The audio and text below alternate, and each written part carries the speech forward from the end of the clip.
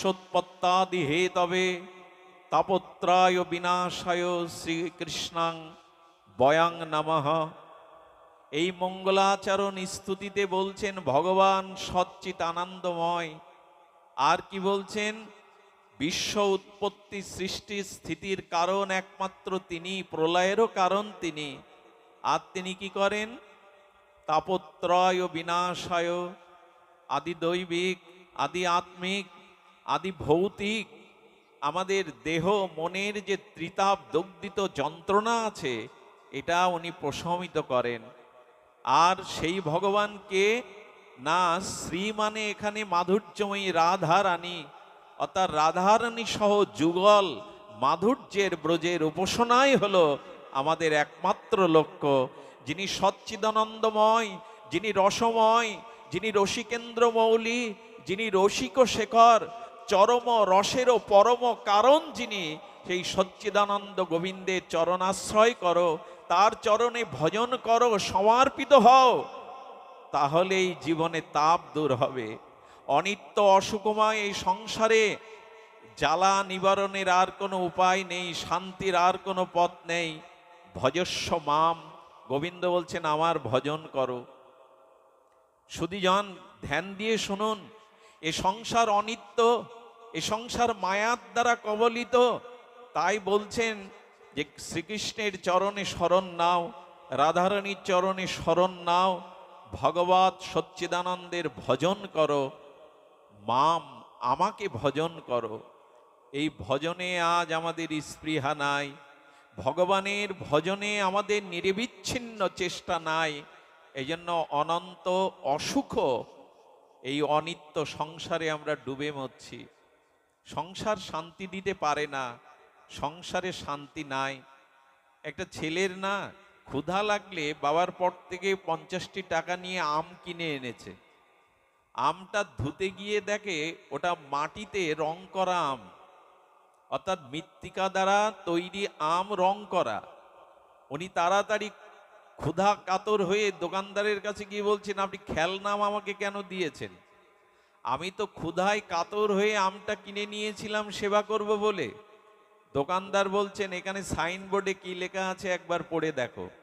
সাইনবোর্ডে লেখা আছে এটা খেলনা ফলের দোকান, লেখা আছে খেলনা ফলের দোকান। এখন মাটিতে রং করা খেলনা আমটাকে যদি আপনি প্রকৃত আম ভেবে কিনে নিয়ে যান, আমের রস আস্বাদন পাবেন কি? তো গোবিন্দ এই সংসারে একটা নাম দিয়েছেন, এটা অনিত্যম, এটা অসুখম, এটা দুঃখালয়। সংসারে বিষয়বস্তুতে রূপ যৌবন অর্থবিত্ত সম্পদে শান্তি পাওয়া যায় না, তবে কিসে পাওয়া যায়? মাম, অর্থাৎ আমার ভজনেই একমাত্র শান্তি। আমার চরণাশ্রয় পূর্বক আমার ভজন করো, ভজনের মধ্যেই কেবল শান্তি, এছাড়া দ্বিতীয় কোনো পথ নান্য পন্থা। এই পুনঃ পুনঃ জন্ম, পুনঃ পুনঃ মাতৃ জঠরে আগমন, পুনঃ পুনঃ এই জন্ম মৃত্যু চক্রের বিবর্তন, পুনঃ পুনঃ প্রারব্ধ কর্মফল ভোগ, এটি ভজন ছাড়া যাবে না।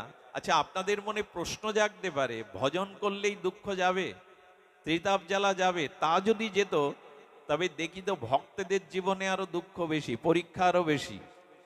ভজন করলেই দুঃখ যাবে এমন নয়, তো কি হবে? আচ্ছা লক্ষ্য করুন তো, আমি না চাইলেও দিনের পরে রাত আসবে কিনা? আমি অন্ধকারময় রাত চাইছি না, আমার কথাতে রাত আসা বন্ধ হবে? কারণ এটাই প্রকৃতির নিয়ম যে দিনও শেষে রাত আসবে। আচ্ছা, আমার গ্রীষ্ম ভালো লাগে না, আমি না চাইলেও কি গ্রীষ্ম আসবে না প্রকৃতিতে? একটু কথা বলুন, আসবে কি না? গ্রীষ্ম কিন্তু আসবেই, আমি না চাইলেও, আমার পছন্দ অনুকূল না হলেও এই প্রতিকূল পরিস্থিতি আসবে। তেমন আমরা চাই সারা জীবন সুখ, কিন্তু আসে দুঃখটা বেশি। তার কারণ আমাদের প্রারব্ধে যদি দুঃখ থাকে, তো আপনি ভজন শুরু করলে আপনার জীবনেও দুঃখ আসবে। আপনার জীবনেও দুঃখ আসবে, তবে ভজন করে তাহলে কি পাবো? শুনুন, মন দিয়ে শুনুন, প্রাণ দিয়ে শুনুন, চিত্ত দিয়ে শুনুন। ভজন করলেও যদি তাকে দুঃখ পেতে হয়, তবে ভজন করব কেন? ভজন করব কেন জানেন? ভগবানের ভজন করলে সেই দুঃখটাকেও সেই দুঃখটাকেও ভগবৎ প্রাপ্তির উপায় করে নেওয়া যায়। সেই দুঃখের মধ্যেও ভক্ত হাহুতাশ ভেঙে না পড়ে সেই দুঃখের মধ্যেও তিনি ভগবানের কোনো কৃপা অনুভব করতে শেখেন। এটা তোমার করুণা, এটা তোমার দয়া। এই ভাবনাটার শুধু পরিবর্তন আসে। দুঃখ আসবে না এমন নয়, রোগ ব্যাধি আসবে না এমন নয় ভজন করলে, বরঞ্চ বেশি আসবে। কিন্তু দুঃখ এলেও ভক্ত ভেঙে পড়ে না, ভক্ত বরঞ্চ ভগবানের এটা অনুকূল কৃপা ভেবে দুহাবি নেয়। ভজন না করলে যার দুঃখ আসে সে হাই হাই করতে শেষ হয়, আর ভজন করতে করতে যার জীবনে দুঃখ আসে সে হাই হাই না করে হরি হরি করে উদ্ধার হয়ে যায়। যে সময়টা হাই হাই করছেন সেই সময়টা হরি করলেই, হরি বললেই তো কল্যাণ। আরে ভক্ত যারা তারা বিপদে হরি হরি করে, অভক্ত যারা ভজন করে না যারা, তারা বিপদে হাই হাই করে শেষ হয়ে যায়। হাই হাই তো শব্দ, আর হরি হরিও কৃষ্ণ কৃষ্ণই শব্দ। এই জন্য ভক্তরা দুঃখকে ভয় পান না। দাও আমার কর্মফল ক্ষয় করে নাও, যাতে আর জগতে না আসতে হয়। এই জন্য ভক্তের জীবনে দুঃখ থাকে, কিন্তু দুঃখ সহনশীল করে দেয় ভগবান। দুঃখকে মেনে নেওয়ার মতো সুবুদ্ধি ভগবান তাকে দেন। দুঃখের মধ্যেও নিজের কল্যাণ ভাবনাটি ভগবান কৃপা করে দদামি বুদ্ধি যোগম, তাকে এই বুদ্ধি দেন। এই জন্য ভজন করুন, হাই হাই করে কোনো লাভ হবে না। আমি না চাইলেই জগৎ আমার অনুকূল পরিস্থিতি হবে না। এখানে শীতের পরে গ্রীষ্ম আসবে, দিনের পরে রাত আসবে, এখানে পূর্ণিমার পরে অমাবস্যা আসবেই, এটা প্রকৃতির নিয়ম। তেমন আমার জীবনে সুখের সাথে দুঃখটা আসবে। দুঃখ দূর করবার জন্য ভগবানের আরাধনা নয়, বরঞ্চ দুঃখকে বরণ করে কৃপাশিস মনে করে মেনে নেওয়াই আমাদের জীবনে। যেমন আমাদের মাধব দাস বাবাজি পুরী ধামে জগন্নাথের একান্ত বান্ধব সখা, জগন্নাথের সাথে তার বন্ধুত্ব, সখ্য রসের আদান প্রদান। তো কি করেছেন, জঙ্গলে ভজন করেন জগন্নাথকে, হঠাৎ অতি রক্তসার দেখা দিল। অতি রক্তসার মানে রক্ত আমাশা। তো রক্ত আমাশায় যখন উনি শৌচে যাচ্ছেন বারবার, শৌচক্রিয়া করতে যাচ্ছেন, ওই আমাশাতে এত দুর্বল হয়ে গেছে যে শৌচের জলের পাত্রে জল নিয়ে শৌচক্রিয়া করতে যাবেন, বালির মধ্যে পড়ে গেছেন, আর উঠতে পারছেন না। আচ্ছা, ওখানেই তার গায়ে মলমূত্র লেগে আছে। মাধব দাস বাবাজি তখন বলছেন, জগন্নাথ হে প্রিয় সখা, যদি তোমার ভজনই না করতে পারবো তবে দেহটা নিয়ে নাও না, দেহ রেখে লাভ কি? তোমার ভজন ছাড়া তো বাঁচবো না। ভজন যদি না করিয়ে দেহ রেখেছো কেন, তুমি নিয়ে নাও। পাশ দিয়ে এক কাঠুরিয়া যাচ্ছিল, বলল, বাবা আমি তো বৃদ্ধ, আমার শৌচের জলপাত্রে একটু জল ভরে দিতে পারো? জগন্নাথের সেবা করতে পারছি না আমি। বললো, চাকর পেয়েছো? তোমার শৌচের জল বয়ে দেব, চাকর পেয়েছো? দু কথা শুনিয়ে চলে গেল। যখন বিরর বদনে জগন্নাথের সেবা নিজে রোগের দিকে ভাবছেন না, নিজে পড়ে আছেন এ ভাবছেন না, তোমার সেবা যে হচ্ছে না, এই ভেবে যখন কাতর, গোধূলির রক্তিম রাঙে হঠাৎ একটি কণ্ঠ শুনতে পেল, মাধব, মাধব আমি শৌচের জল এনেছি। আর শুধু এনেছি না, এই বলতে বলতেই মাধবের গায়ে মলমূত্র পরিষ্কার করে দিচ্ছেন। পেছন ফিরে তাকিয়ে দেখেন আর কেহ না, সাক্ষাৎ জগদীশ্বর জগন্নাথই শৌচের জল বয়ে এনে ভক্তের মলমূত্র ধুয়ে দিচ্ছেন। এ কি সম্ভব? জগদীশ্বর স্বয়ং জগন্নাথ ভক্তের মলমূত্রের অঙ্গ ধুয়ে দিচ্ছেন নিজে জল এনে। মাধব দাস বাবাজি চোখে অশ্রু সজল, আর সজল নয়নে বললেন, এটা তোমার মানায় না, তুমি কেন এই কাজ করছো? আরে আমার মতো রক্ত মাংসের পিণ্ড একটা শরীরকে মলমূত্র তুমি কেন ধুয়ে দিচ্ছ? জগন্নাথই মানায় না, তুমি এ কাজ করো না, আমার কলঙ্ক হবে, এটা তোমার কাজ নয়।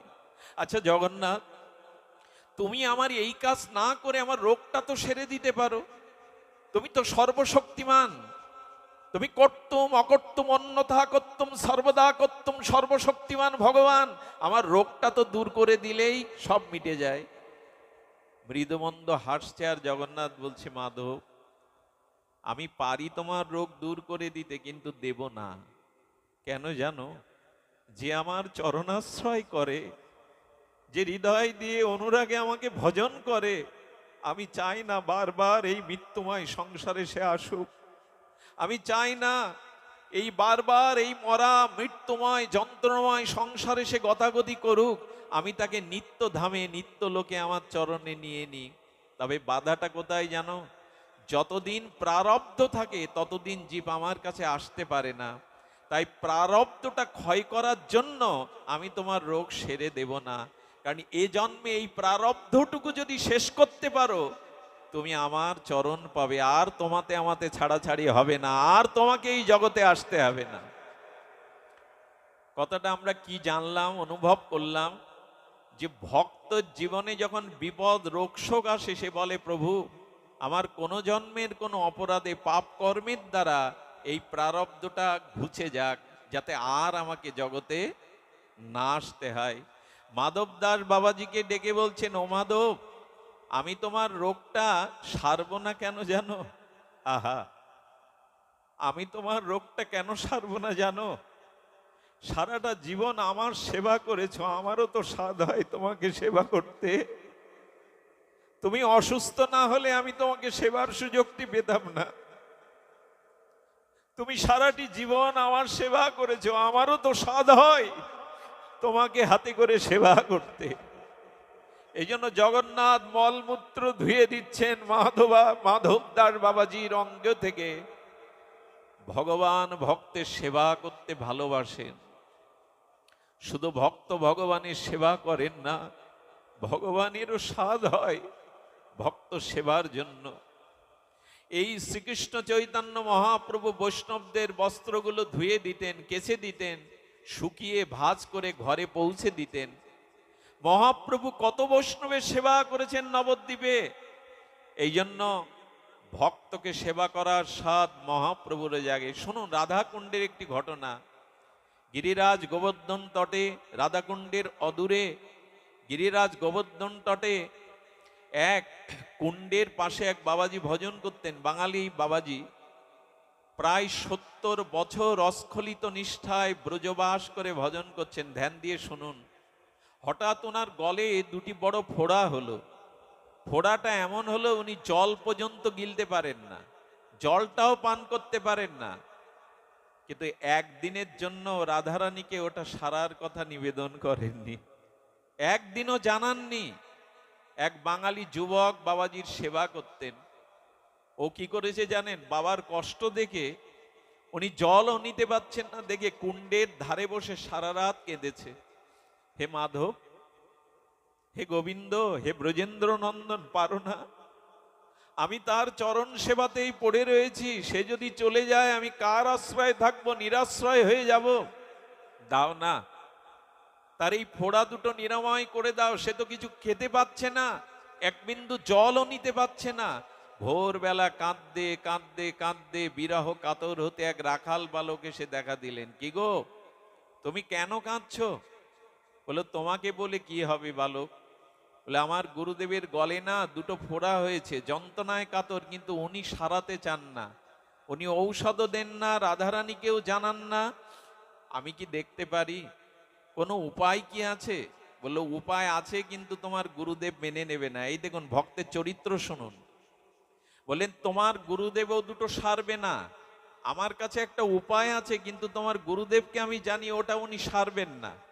বলে, আগে তো উপায়টা বলুন।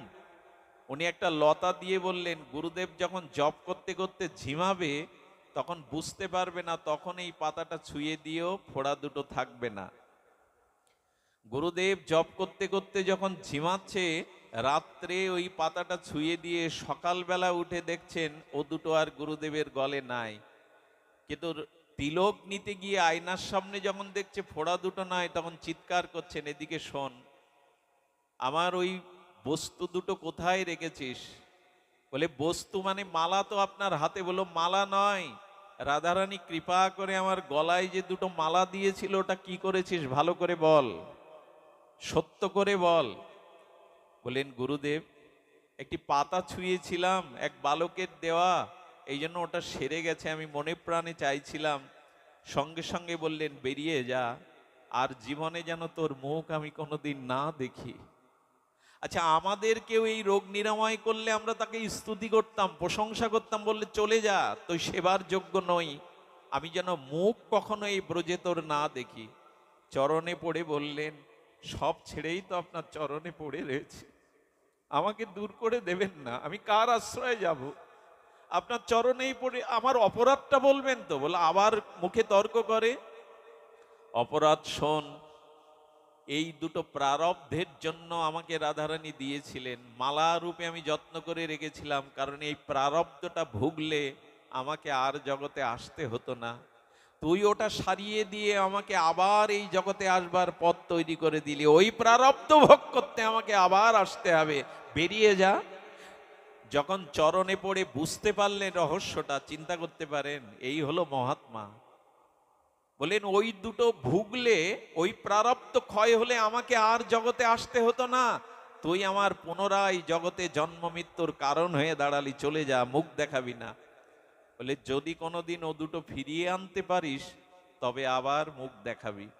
আবার ওই কুণ্ডের তীরে সারা রাত কাঁদছেন, সেই কাঁদতে কাঁদতে ভোরবেলা সেই বালকরূপী গোবিন্দই এসে হাজির।